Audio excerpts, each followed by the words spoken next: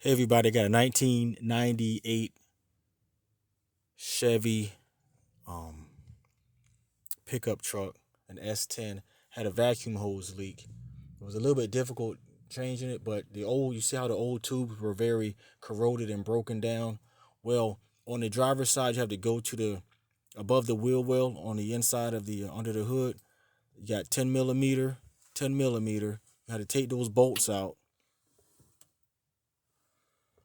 You're gonna have to take those out as well. Those are 10 millimeters there, and I don't know if you can see it, that's 10 millimeters also.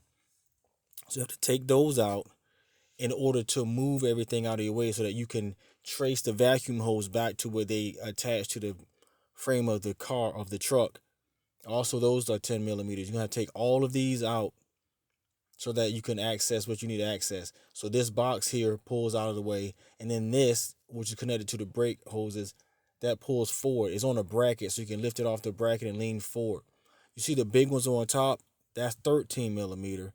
And on the other side is another 13 millimeter. Those come out second after the ones in front of them. But leave one of those 13 millimeters in because there's a threaded backing plate that you have to get to.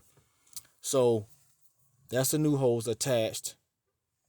I traced the hoses, replaced the hoses with some, I guess, generic hose that I had laying around the shed. But before you put the new hose on, you got to take the leftover corroded rubber hose off of the nipple there. You're going to need some needle nose pliers and make sure you pull that off. Otherwise, you're not going to get the new hose up there.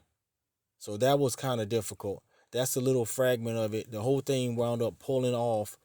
So once I got that off, I was able to seat the new hose onto the little nipple there. So that's the clean nipple there, and that's how the new one looks. Everything's set up. Like I said, you just trace the hoses, try to place everything back together. And you have to be careful. Like I said, there's a backing plate for that 13 millimeter, so leave one in. Just you have to leave one in. Otherwise, it's gonna be super difficult because the bolts themselves won't go through the hole and sit there. You need that backing plate because it's threaded.